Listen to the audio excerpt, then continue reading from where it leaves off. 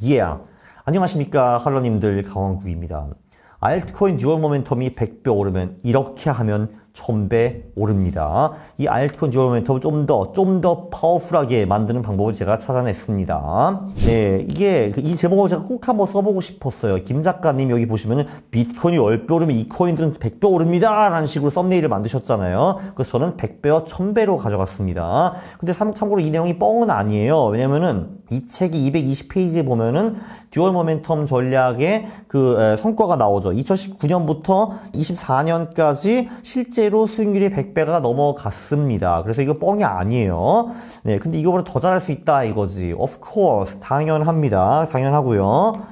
자, 일단 이 전략을 한번 다시 살펴보면요. 복습을 해봐야죠. 알트코인 듀얼 모멘텀이란 비트코인이 120일 이동평균선보다 높으면은 시가총액 3위 20개 코인 중에서 최근 7일간 가장 많이 오른 코인 3개를 사는 전략입니다. 그래서 여기 실제로 보시면요.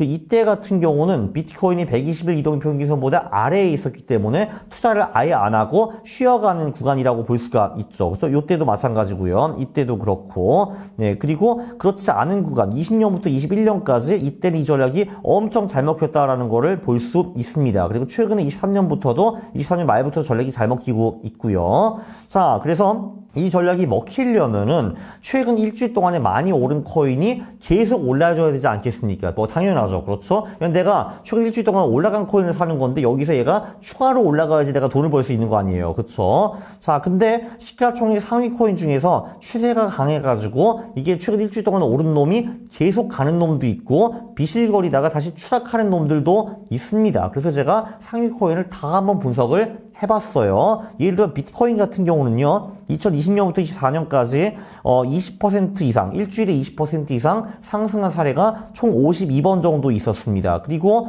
그 최적 보유일은 비트코인, 이더리움 둘 다 공교롭게도 9일이었습니다. 9일. 그러니까 비트코인이 일주일 만에 20% 이상 상승했다. 그러면 내가는 그때 비트코인을 사가지고 9일 동안 보유한 경우, 9일에 팔았을 경우에는 평균 수익률이 8.23% 정도 나왔고요. 이 52번 중에서 88%에는 돈을 벌었습니다. 그러니까 5번 정도 제외하고는 돈을 다 벌었다라는 거죠. 이더리움 같은 경우는 똑같은 전략을 썼으면은 평균적으로 6.66%를 벌었고 이 전략이 성공한 경우가 67%, 그러니까 46번 중에서 한 30번 정도는 돈을 벌었고 15번 정도는 돈을 못 벌었다는 거 보면 될 것 같네요. 그쵸? 네, 정확히 말하면 31대 15 정도 같네요. 31대 15 정도. 그쵸? 네, 그렇습니다.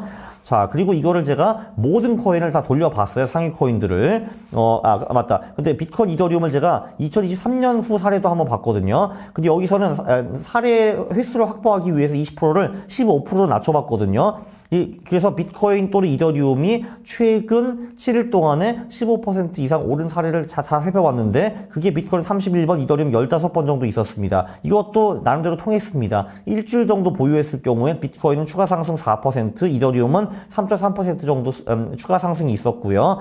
승률은 비트코인이 87%, 이더리움 80%. 그러니까 이 전략이 비트코인, 이더리움 둘 다 양호했다라는 거를 볼 수 있습니다. 그래서 꽤 괜찮은 전략이에요. 최근 일주일 동안에 비트코인 또는 이더리움이 15%, 20% 이상 올랐으면 그때 들어가가지고 일주일에서 열흘 정도 보유하는 전략 좋았다라는 거를 볼 수 있습니다. 자, 이거를 제가 다른 코인들을 다 해봤는데 정확한 수치, 그러니까 최적 보유 기간, 평균 승률 이런 거는 다 VOD를 보시면 됩니다. 네, VOD 아시죠? 여기 링크 있습니다. 이렇게 다 무료와 유료를 구분을 해야 된다니까, 빼롱. 그렇죠. 어쨌든 참고로 비트코인과 이더리움은 2020년, 24년, 23년, 24년에 다 C등급 코인들이에요. 이거보다 훨씬 더 잘 나간 코인들이 있었다라는 겁니다. 제가 이거를 S등급에서 F등급으로 나눴어요. 그래서 2020년, 24년 그리고 최근 1, 2년 동안에도 S등급을 받은 코인이 2개가 있어요. 시바이누와 aptos 코인입니다. 얘네 둘은 한마디로 추세 전략이 잘 먹힌다고 볼 수가 있어요. 최근 일주일 동안에 많이 오른 경우 사서 올라타서 들어가서 한 일주일, 2주에 보유했을 경우에 추가로 계속 많이 뻗어 올라가더라라는 걸 볼 수가 있습니다. 그리고 S등급, A등급을 왔다 갔다 한 애들이 솔라나와 아발란치가 있고요. A다 같은 경우도 전반적으로 두 구간 전부 다 B등급을 받아가지고 마찬가지고 꽤 좋은 코인이다라는 거를 볼 수가 있었습니다. 한마디로 여기서 등급은 이 추세 전략이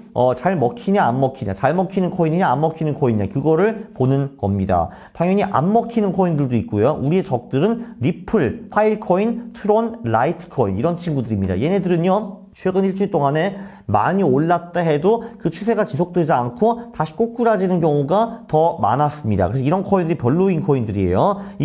그리고 F는 뭐를 의미하냐 하면은, 우리가 예를 들면 라이트코인을 최근 일주일 동안에 많이 올라갔으면 샀어요. 근데 샀는데 결과가 비극적이었습니다. 평균적으로 돈을 까먹는다라는 거예요. F 등급은요. 파일코인도 마찬가지였습니다. 파일코인도 23년, 24년에 이렇게 추세 전략을 썼으면은 돈을 벌기는커녕 오히려 돈을 잃었다라고 볼 수가 있고요. D 등급은 돈을 벌기는 벌었는데 거의 못 벌었다라고 보시면 될 것 같습니다. 그래서 얘네들이 최근 7일 수익률이 톱3에 들어간다 하더라도 저는 이 F 등급 코인들에는 투자를 안 할 겁니다. 왜 그 코인 오래 하시는 분들은 리또 속이라는 말 들어보셨을 거예요. 리플한테 또 속았네 라는 말인데, 이렇게 보시다시피 리플은 최근 일주일 동안에 많이 올랐는데도 불구하고 우리가 따라 들어가면 다시 꼬꾸라지는 모습이 자주 보였기 때문에 리또 속이라는 말이 실제로 많이 퍼졌습니다. 네, 그 한마디로 이놈들은 추세 전략이 안 먹히는 알트코인들입니다.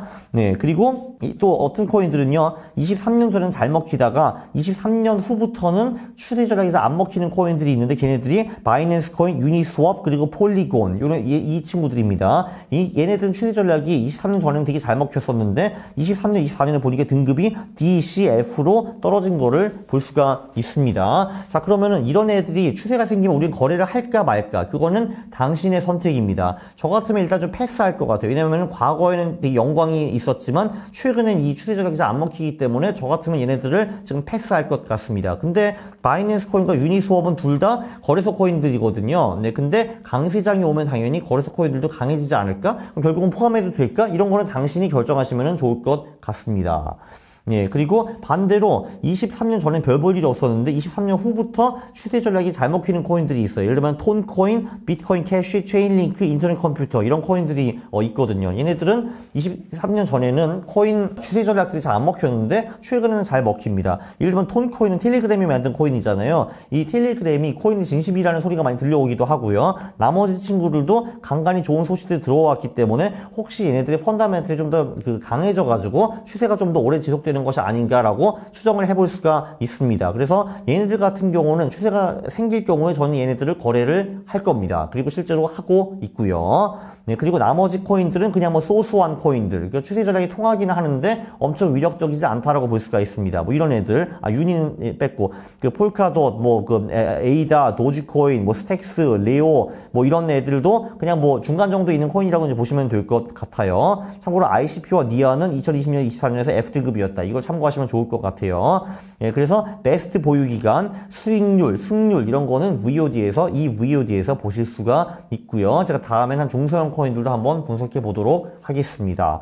요약을 하면요, 최근 7일 동안에 많이 오른 코인을 따라잡는 거, 추세 추정 전략 하는 거는 굉장히 훌륭합니다. 그러나 이 전략이 아주 잘 먹히는 코인도 있고 아닌 코인들도 있습니다. 시바이누, 앞더스, 솔라나, 아바란치, 에이다는 추세가 생기면은 조금 더 크게 매칭을 할 수도 있을까라고 생각을 해볼 수가 있고요. 리플, 파일코인, 트론, 라이트코인은 추세가 생겨도 피하는 것이 좋을 것 같습니다. 나머지 코인들은 추세가 생기면 매수할 만은 합니다. 왜냐면 우리가 톱5 코인에 추세가 생길 때까지 그 인내심 있게 엄청 오래 기다리는 것도 그것도 고역이잖아요. 그래서 다른 코인들은 기대 수익률은 좀 더 적지만 그래도 같이 거래하는 것이 어떨까라는 것이 제 생각이기는 합니다. 제 개인적인 생각이고요. 여러분들이 동의하시지 않으시면 여러분들은 확실하게 하고 싶으면은 시바이누, 앞토스, 솔라나, 아발란치, 에이다에만 기다렸다가 얘네들이 추세가 좀 생겼다. 쭉 일주일 동안 얘네들이 많이 올랐다면 걔네들만 올라타는 방법도 있다라고 강조하고 싶습니다. 이걸로 영상을 마치도록 하죠. 구독과 좋아요 부탁드리겠습니다. 싫어요 누르시면 제가 매우 싫어합니다. 감사합니다.